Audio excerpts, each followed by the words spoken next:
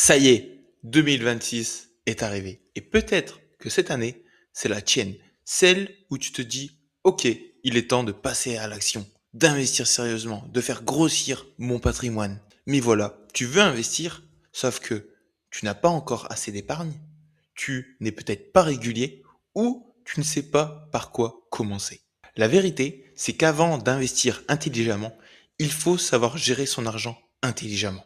Et c'est exactement ce qu'on va voir aujourd'hui dans cet épisode. Je vais te partager 4 habitudes financières puissantes à mettre en place dès maintenant avant même d'investir. Et pour mieux investir derrière. Ce sont des habitudes simples mais stratégiques qui vont te permettre de 1. Mieux gérer ton budget, 2. D'augmenter progressivement ton taux d'épargne, 3. Et c'est surtout ça qui est le plus important, préparer un vrai plan d'investissement pour ton année.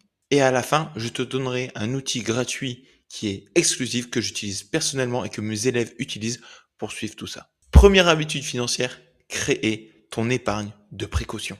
Avant d'investir, ta première mission, c'est de bâtir un fonds d'urgence. C'est l'argent que tu mets de côté pour faire face aux imprévus, comme la perte d'un job, une voiture à réparer, une urgence personnelle, etc. Comment tu vas faire ça? Premièrement, tu vas calculer tes dépenses mensuelles. Si ces dépenses sont variables, prends une moyenne sur les 6 derniers mois. Comme ça va vraiment te donner un meilleur aperçu.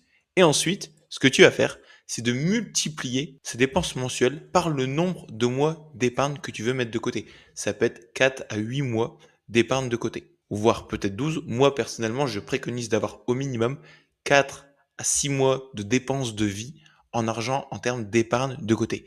Par exemple, tu as des dépenses mensuelles de 1500 euros par mois et tu souhaites avoir 5 mois d'épargne de côté. Ce que tu vas faire, tu vas multiplier 1500 fois 5, c'est-à-dire 7500 euros d'épargne de précaution avant de pouvoir investir. Et cette épargne de précaution, elle est essentielle parce que, 1, tu réduis le stress et augmente la tranquillité d'esprit, car ici, tu n'es pas constamment préoccupé par la possibilité de manquer d'argent pour couvrir tes dépenses essentielles en cas d'urgence. 2, tu évites de vendre en panique tes actifs en cas de besoin, surtout quand les marchés sont volatiles, ce qui évite ainsi une perte en capital. Et 3, tu donnes une vraie base solide financière pour derrière développer ta stratégie d'investissement long terme. Maintenant, attention, pour moi, si ton épargne est inférieure à 3 mois de dépenses de côté, pour moi, tu es clairement en mode survie.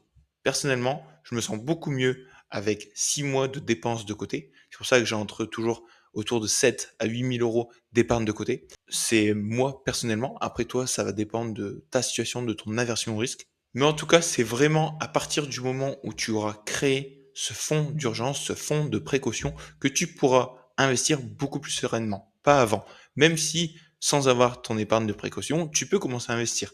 Mais tu seras beaucoup plus serein à partir du moment où tu auras cette épargne de précaution. Deuxième habitude financière super importante, c'est de te payer en premier. Dès que tu reçois ton salaire, priorise-toi. Je le répète, priorise-toi. Avant de payer quoi que ce soit, sauf si évidemment ce sont des dépenses obligatoires, vire immédiatement une partie de l'argent pour épargner ou pour investir. Et idéalement, automatise ce virement. Comme ça, tu n'y penses même pas, ça le fait seul.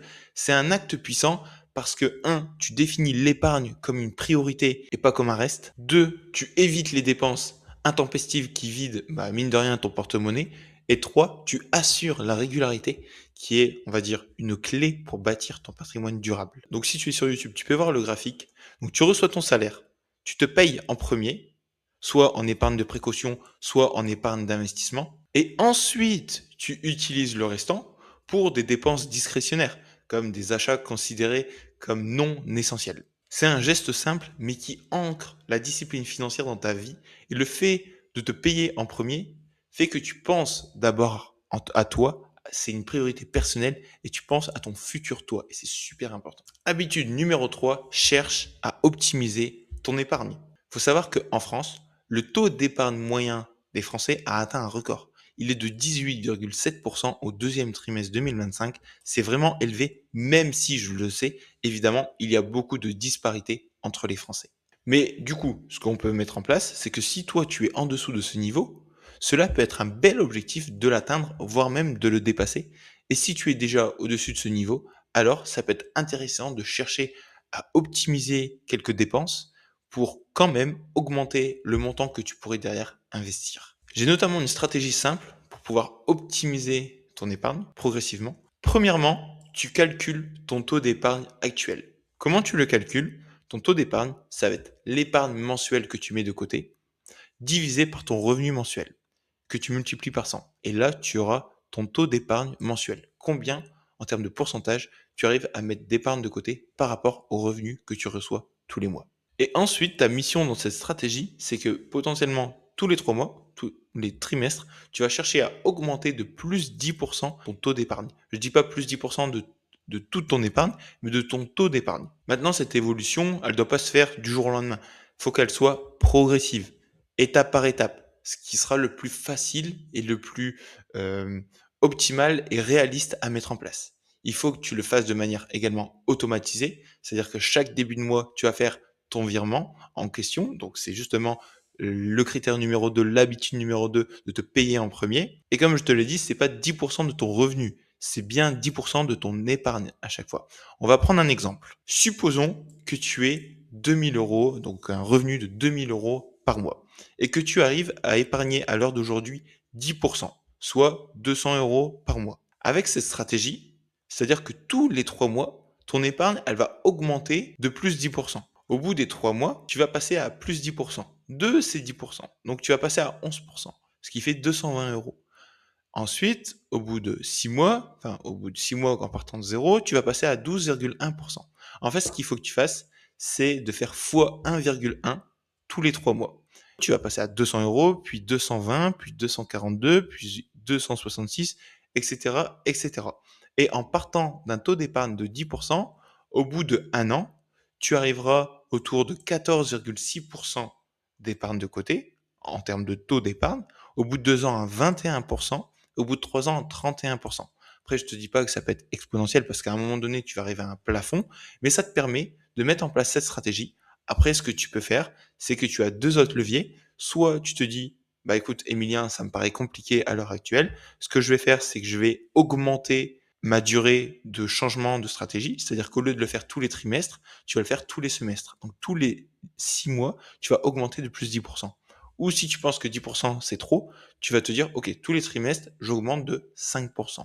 Voilà, c'est deux possibilités et tu vois qu'au fur et à mesure, ton taux d'épargne va évoluer au fil des mois et tu arriveras à mettre plus de côté pour derrière plus vite investir. Maintenant, évidemment, pour pouvoir augmenter ton épargne, il faudra soit deux choses, augmenter tes revenus ou diminuer tes dépenses. Et pour analyser toutes ces données, revenus, dépenses, épargne, il est super important de suivre efficacement tes finances personnelles et c'est tout l'objectif de la quatrième habitude que tu dois désormais mettre en place, c'est suivre efficacement tes finances. Donc il est crucial de comprendre que la gestion financière ne doit pas être laissée au hasard. J'aime bien prendre l'analogie avec une entreprise, dans le sens où dans une entreprise, tu as ton chiffre d'affaires. Avec tes finances personnelles, ça va être ton revenu. Une entreprise, tu as des charges. Et bah toi, ça va être tes dépenses mensuelles. Dans une entreprise, tu as un revenu net, donc ton chiffre d'affaires moins tes charges. Tu as donc aujourd'hui, toi, en finances personnelles, ton épargne, etc., etc. Une entreprise a également des investissements. Toi, tu dois également mettre en place des investissements. Donc comme une entreprise, en fait, tes finances personnelles, elles nécessitent une attention qui doit être continue et une compréhension approfondie de ta situation. Tu dois surveiller tes dépenses, tes revenus et évaluer régulièrement si tu progresses vers tes objectifs financiers. C'est super important si derrière tu veux faire croître ton patrimoine. Tu dois prendre conscience que gérer tes finances, c'est comme si tu gérais ta propre entreprise. Et ta propre entreprise, c'est toi-même. Tu es maître de ta propre entreprise en fait. Tu dois être au contrôle de tes finances et essayer de comprendre constamment ta situation et te demander si derrière tu te diriges dans la bonne direction. C'est pourquoi j'ai créé un tableur patrimonial qui est un outil qui te permet de tout centraliser, tes revenus mensuels, tes dépenses fixes et variables, ton épargne de précaution, ton fonds d'urgence, tes investissements, le suivi de ton portefeuille. Tu as vraiment tout.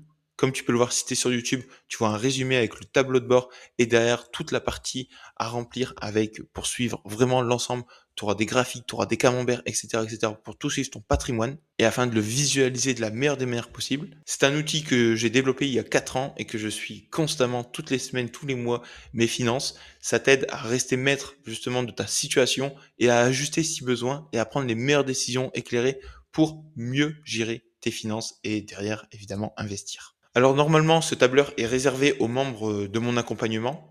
Ici, spécialement pour la nouvelle année, je te l'offre gratuitement pour préparer 2026. Tu trouveras le lien dans la description. Mais vraiment, c'est super important. Prends le temps de le télécharger, de l'utiliser sur PC, pas sur téléphone. Vraiment sur PC, il est optimal sur PC. Et puis derrière, de vraiment comprendre la direction dans laquelle tu vas. Tu connais désormais maintenant les 4 habitudes clés à mettre en place avant même d'investir. On va pas se cacher, elles ne sont pas spectaculaires. Pourtant, elles sont essentielles dans une optique de bonne gestion de ton patrimoine pour mieux investir derrière. Et si tu les appliques dès maintenant, tu verras une vraie différence dans 6 mois, 1 an, 5 ans parce que tu sais où tu vas et tu sais ce que tu devras faire derrière. Donc, créer ton fonds d'urgence, te payer en premier, optimiser ton taux d'épargne et suivre tes finances comme une entreprise régulièrement. En tout cas, je te laisse télécharger ce tableur patrimonial dans la description pour gérer l'ensemble de tes finances. C'est cadeau pour 2026. Il va te guider pas à pas dans la gestion de ton argent et la préparation de tes futurs investissements. C'est le premier lien dans la description. Si cet épisode t'a plu, pense à liker, à t'abonner, à mettre 5 étoiles sur podcast et à me dire en commentaire laquelle de ces habitudes tu vas mettre en place dès maintenant. En tout cas, c'était Emilien, ton éducateur en bourse. Je te souhaite une excellente année 2026. Prends soin de tes finances et on se retrouve à très bientôt pour passer au niveau supérieur. Allez, ciao ciao.